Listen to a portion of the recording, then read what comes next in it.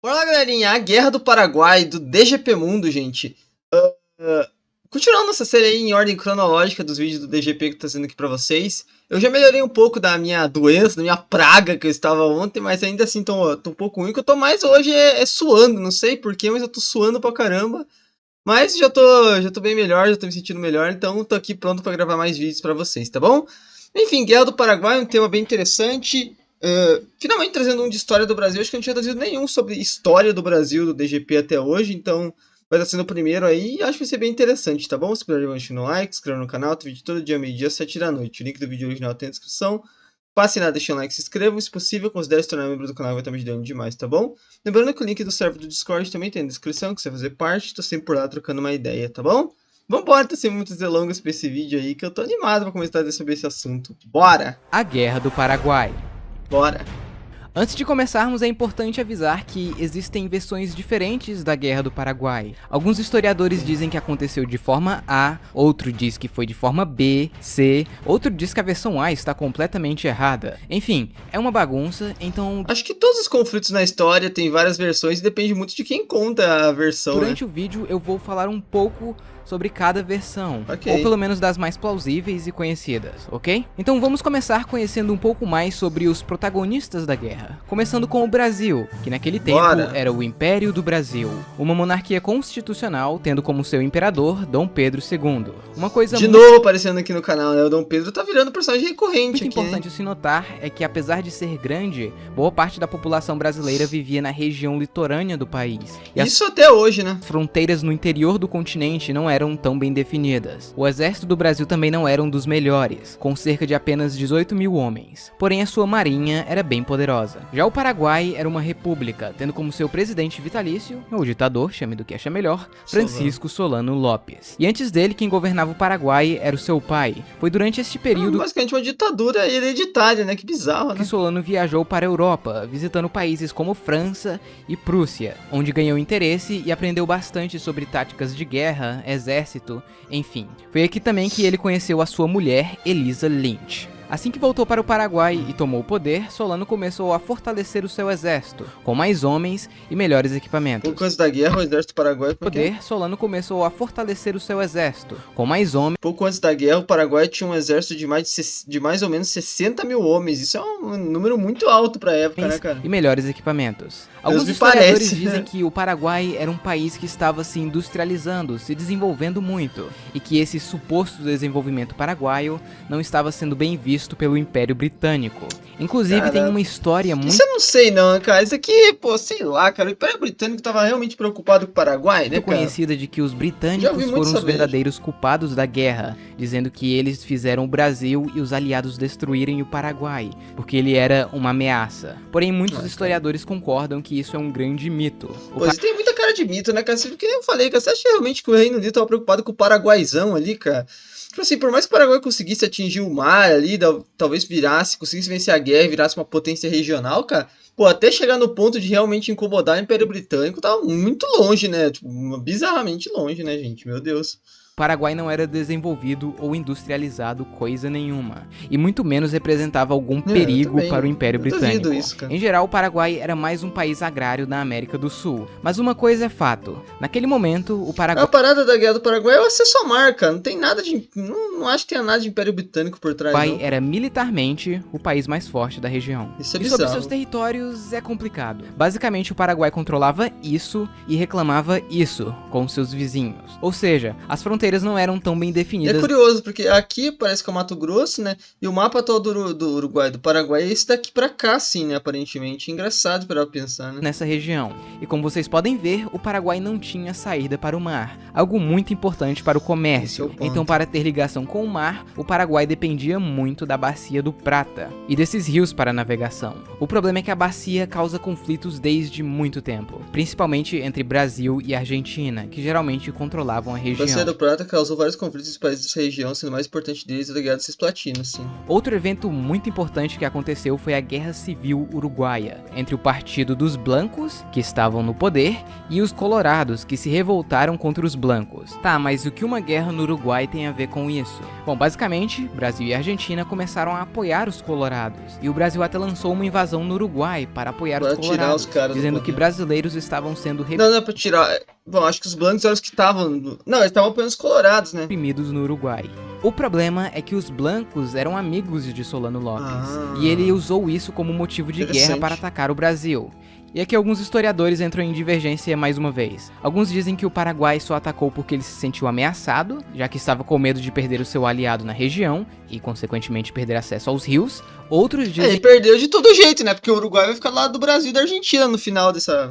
que ele já estava planejando uma guerra há um certo tempo, e tinha planos para criar um grande Paraguai, ou ao menos controlar os rios. Me parece muito mais isso, né? Me parece que era uma desculpa para poder invadir, né?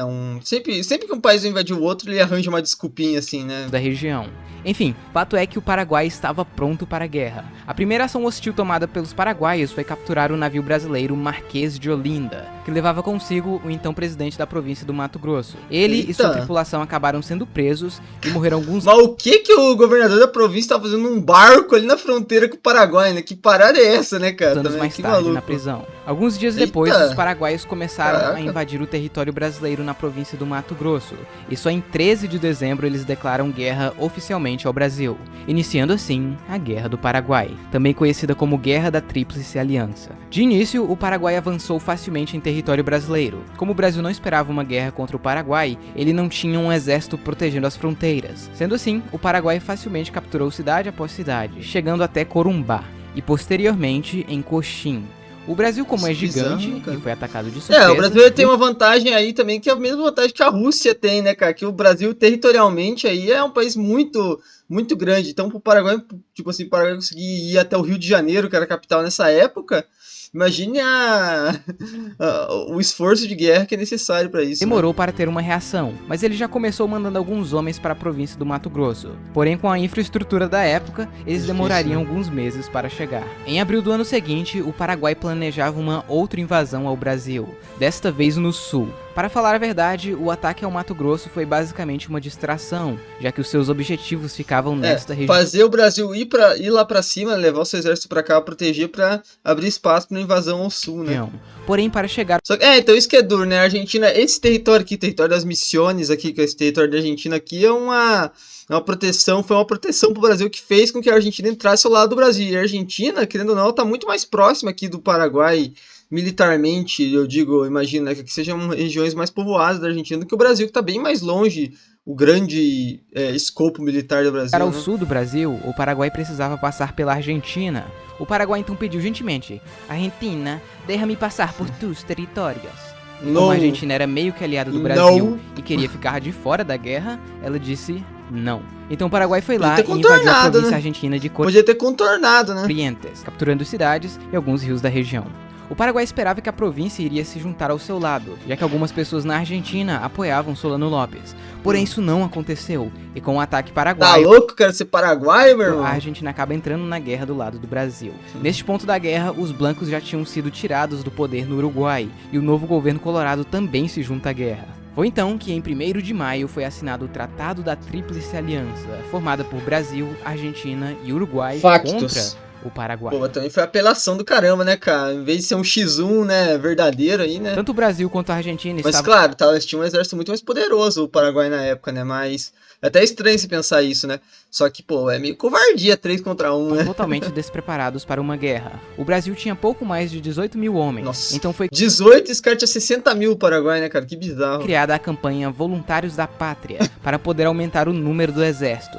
E até que funcionou. Nos anos fora ir lá morrer lutando contra o Paraguai, né, cara? Eu não sou voluntário da pátria, não, tô de boa. O Brasil conseguiu aumentar grandemente o seu número de soldados. Vale lembrar que muitos desses voluntários da pátria eram escravos ou ex-escravos, com promessas de ganhar terras ou a carta de alforria. Só que isso daí vai ser uma coisa que vai pegar depois, né, da guerra. Eu acho que muitas dessas promessas não vão ser cumpridas, né?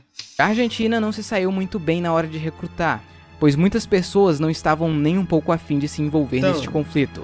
Já o Uruguai contribuiu com mais ou menos... E até porque a Argentina ia perder só esse território aqui, né? Falar, deixa os caras pegar logo isso daí e ia ter acesso ao mar, né? Pra que vamos entrar em guerra com esses caras? 5 mil homens. No início de junho, o Paraguai inicia uma nova fronte de invasão, passando pela província argentina de Misiones e chegando em São Borja, no Rio Grande do Sul. Neste meio tempo, o Brasil começou a bloquear os rios do Prata, então o Paraguai tentou um ataque surpresa contra uma esquadra brasileira que estava aqui, iniciando a famosa Batalha do Riachuelo. O Paraguai tinha um navio de guerra e 6 navios de comércio que foram adaptados com canhões, além de alguns barcos de pequeno porte, conhecidos como chatas. Já o Brasil tinha 9 navios de guerra. Pô, e alguns... Mas aí é apelação do caramba, tem o Brasil, essa batalha de Riachuelo aí, todo mundo fala dessa batalha, mas o Brasil tinha uma vantagem militar absurda contra o Paraguai olhando desse ponto, né? Meu Deus, cara. Barcos menores. Isso, a ideia do Paraguai era capturar a poderosa frota brasileira e assim ter o controle dos rios da região. E como eles atacaram de surpresa no meio da madrugada,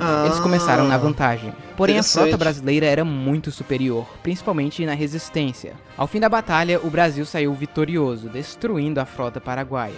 Essa batalha foi muito importante porque ela destruiu a marinha paraguaia e a frota paraguaia. Eu falei sobre esses quadros no vídeo de ontem daqueles das espadas perfuram armaduras, né? Como esses quadros aí são, os caras dão uma enfeitada foda. Eu acho muito louco esses quadros, tipo, o cara lá com erguendo o chapéu, assim, tudo mais, é um bagulho mó fantasioso, assim, óbvio que não, tipo assim, é óbvio que deve ter acontecido cenas épicas durante essa batalha, mas eu acho muito engraçado o cara olhando pra cima, assim, tipo, é muito louco nesses quadros. Essa batalha foi muito importante porque ela destruiu a marinha paraguaia e garantiu seu bloqueio. No entanto, o Paraguai ainda conseguiu avançar ao longo do rio Uruguai, capturando a cidade de Uruguaiana e quase chegando em território uruguaio. Porém, eles foram parados pelos aliados na Batalha de Jataí.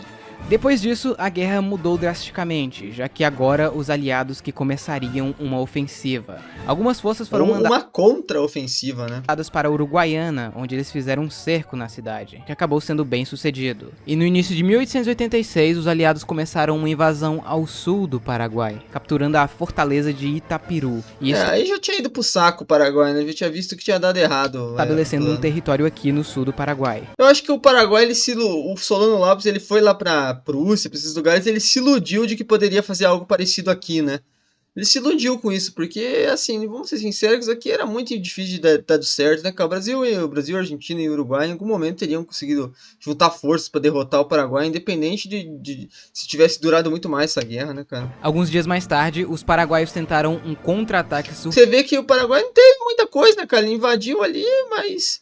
mesmo assim, não foi aquela invasão, assim, que, nossa, levou um perigo ao Brasil, né, cara? Foi nem, tipo assim, nem chegou nem perto, né, cara? Presa ao acampamento aliado que estava aqui em Tuiuti, iniciando a maior e mais sangrenta batalha de toda a guerra e de toda a América Latina, onde mais de 30 mil soldados aliados lutaram contra 23 mil paraguaios. No fim, os aliados conseguiram virar o jogo e derrotar o exército paraguaio, que perdeu mais ou menos 12 mil dos seus melhores homens. Depois dessa batalha, a guerra ficou meio parada. Assim, como o Paraguai era isolado, os aliados não sabiam bem o que encontrar no interior do país, então eles precisavam avançar pelas margens do rio Paraguai. E aqui, o Paraguai tinha uma série de fortificações para defender a capital, sendo a mais importante delas a fortaleza de Humaitá. Então, nos anos seguintes, a guerra basicamente se resumiu... Tem uma cidade do Brasil chamada Humaitá, não tem não? Entre os aliados tentando avançar sobre essas fortificações e os paraguaios se defendendo e tentando pequenos ataques para expulsar os aliados. Gente, chegou até aqui, por favor, deixa um like, se inscreva no canal aí, tá bom? Não custa nada e vai estar me ajudando demais de coração, tá bom? Em setembro, os aliados atacaram o forte de Cuzuru e saíram vitoriosos. Alguns dias depois, Lopes marca um encontro com o presidente argentino Bartolomé Mitre. Como ele sabia que a guerra estava perdida, ele tentou um tratado de paz, mas não aceitou os termos e a guerra continuou. 10 dias depois, devia ter aceitado, né? Os aliados lançaram um ataque ao forte de Curupaiti, onde foram massacrados pelos paraguaios. Já que eles foi a maior derrota aliada durante toda a guerra. Cerca de 19 mil aliados atacaram 5 mil paraguaios que, com canhões e boas posições, foram capazes de segurar e causar uma baixa de mais ou menos 5 mil. Nossa senhora, estavam em posições muito favoráveis que dentro derrota, de né, cara? Essa batalha causou uma estagnação na guerra. Derrota vexatória, Olha aí. aliados não conseguiram lançar um outro ataque de grande porte por quase um ano. Isso também Caraca. causou um conflito de liderança entre os aliados, já que uns estavam culpando os outros por decisões tomadas na batalha. Em outubro, um dos caras mais importantes da guerra, É o Luiz Duque Alves de de Lima e Caxias, né? Silva, que ficaria conhecido como Duque de Caxias, toma controle do exército imperial, que estava em frangalhos, já que muitos soldados, tanto aliados quanto paraguaios, estavam sofrendo pesadas baixas por causa de doenças, como cólera, malária e outras. Em muitos casos, as doenças matavam mais que os combates, e ficar no Paraguai não era fácil. Muitas vezes os conflitos são assim, né? Principalmente esses que demoram muito pra terminar, visto a Primeira Guerra Mundial aí, né, cara? Muita gente morre de doença em vez de ser nos tiros, né? Era um lugar pantanoso, úmido e desconhecido. O exército brasileiro era mal treinado e desorganizado. Então Caxias chega e coloca ordem na casa, treinando os homens, melhorando a higiene nos acampamentos. Ele inclusive trouxe balões que foram usados na Guerra Civil Americana para observar melhor as esperto. posições inimigas e conhecer melhor o território. E apesar da guerra ficar estagnada na fronte principal, os aliados conseguiram expulsar os paraguaios de outras frontes, exceto o Mato Grosso, que apesar de recuperar a cidade de Corumbá em 1867, eles só conseguiram expulsar os paraguaios definitivamente no ano seguinte. Enquanto os aliados se organizavam, os paraguaios puderam melhorar as fortificações de Humaitá. Neste período de estagnação e doenças, muitos argentinos e uruguaios começaram a se retirar do campo de batalha, deixando o Brasil praticamente Porque pra eles até que meio que acabou a guerra já, né? Já expulsaram os paraguaios, pra que nós estamos aqui ainda, né? sozinho contra o Paraguai, com pouquíssimas tropas argentinas ou uruguaias de apoio. O plano de Caxias era fazer um cerco ao Humaitá e cortar sua ligação com Assunção. Ele começou Interessante, mandando esperto. Nossa, tropas tá bugando o bagulho? Será que é do vídeo mesmo isso? Tá acontecendo um bagulho meio estranho na minha tela, vocês viram? para avançar pela esquerda para capturar territórios ao norte de Humaitá. E em agosto ele lança um novo ataque ao forte de Curupaiti, desta vez bem sucedido, além de forçar sua marinha a passar de Humaitá e cortar a ligação fluvial do forte com a capital, Senão não adianta nada, né? E começando assim o cerco de Humaitá. Neste ponto da guerra, Solano já tinha saído de Humaitá e ido para o norte, onde descobriu que o seu irmão estava planejando um golpe de estado junto com algumas pessoas do governo. Todas elas foram executadas. Mas também toda guerra é assim, né? Quando o cara já estão começando a perder, sempre aparece alguém querendo dar um golpe aí, né, cara? Até na Segunda Guerra Mundial a gente vê isso, né? Quando os caras começam a perder a guerra, começa a vir gente pra querer dar golpe. Em todo conflito é assim, né? No chamado Massacre de São Fernando. Voltando ao Humaitá, o cerco duraria vários meses, no qual aconteceram algumas batalhas sangrentas, até que em agosto o Brasil finalmente captura a fortaleza de Humaitá. Neste meio tempo, o Brasil consegue retomar os territórios do Mato Grosso e avançar nas terras disputadas com o Paraguai. E agora, sem a fortaleza de Humaitá bloqueando o rio Paraguai, os aliados conseguiram avançar rumo à capital. Mas os paraguaios ainda Assunção fica bem na beira ali do rio. tinham outras fortificações que Caxias decidiu pegar antes de ir para Assunção. Foi aí que aconteceu a famosa Dezembrada, iniciando na Batalha de Itororó, depois em Avaí, Itaibapé e finalmente Lomas Valentinas, onde o que restou do exército paraguaio foi completamente destruído. E em 1º de janeiro de 1869, agora vai começar a caçada ao cara, o Brasil chega em Assunção. Para muitos, a guerra deveria ter acabado aqui, porém Solano Lopes fugiu para o norte e recusou a rendição. Então, o Brasil decidiu persegui-lo. Para o Duque e agora vai começar a tragédia dessa guerra, Caxias, a guerra estava acabada. Então ele deixa o comando do exército e é substituído pelo Conde De, o marido da princesa Isabel. Olha aí, cara, meu Deus, isso eu não sabia, que loucura. A guerra se resume basicamente em Solano Lopes. Pô, mais isso pra acabar com a moral do cara, né? Ele vai pegar logo a parte aí que vai ficar mais mal vista de toda essa guerra aí, né? Norte e mandando o que ele tinha para retardar o avanço brasileiro que estava o perseguindo, inclusive crianças, mulheres e idosos. Em junho, um governo provisório fantoche do Brasil assume o controle do Paraguai. Alguns meses depois, o Brasil consegue capturar a capital provisória do Paraguai de Lopes, e dias depois acontece a última grande batalha da guerra, a Batalha de Acosta Nu, que ficou conhecida por ser lutada por crianças, mulheres e idosos. E obviamente, eles... Que coisa tenebrosa, né, cara? Enfim, mas eu não sei, cara, se fosse essas crianças idosas, eu me rendia logo, né, cara? Tá louco, né? Também pra que ficar trocando tiro, né, no final? Mas eu acho que não tinha muita opção, se não fizesse isso, era fuzilada pelos próprios, né? Devia ter uns caras lá que era ainda os cobrão lá que ficavam mandando, né, essas pessoas irem pro conflito, né, óbvio. Eles foram massacrados pelos experientes soldados brasileiros. Que triste, porém, isso deu tempo de Lopes fugir mais ainda para o norte. Neste meio tempo, uma série de pequenos conflitos aconteceram, até que em 1º de março de 1870, 1870, os brasileiros finalmente conseguem armar uma emboscada para capturar Solano Lopes, aqui em Cerro Corá, no norte do Paraguai. Lá no Cafundó, lá onde Judas perdeu as botas já, né, cara? Solano acabou sendo ferido na tentativa de fuga, e quando estava sendo capturado, ele tentou atacar um general brasileiro e acabou sendo morto por um soldado, dando fim à guerra. No Tratado de Paz, o Paraguai acabou perdendo as disputas territoriais que tinha com o Brasil e com a Argentina, com exceção do Grande Chaco, que ainda causou alguns desentendimentos entre Paraguai e Argentina. Apesar da vitória brasileira, essa guerra teve efeitos negativos para todos. Total, né? Não valeu, foi uma guerra bizarra, né? Depois que tomou Assunção, cara, devia ter deixado quieto isso daí, né, cara? O Brasil teve que pagar empréstimos que fez para a guerra, o que causou uma bela dívida. Mas o Brasil até que conseguiu se recuperar rápido disso. O grande problema foi que o exército imperial agora estava bem mais forte e se sentindo desprezado pelo imperador. Alguns anos depois, eles ajudariam no golpe da República, que tiraria Dom Pedro II do poder e acabaria com a monarquia. Já o Paraguai passou por momentos difíceis. Muitos dizem que duram até hoje, né? Que o Paraguai perdeu cerca de 60% da sua população. 60% da população é inacreditável, cara. 300 mil, cara.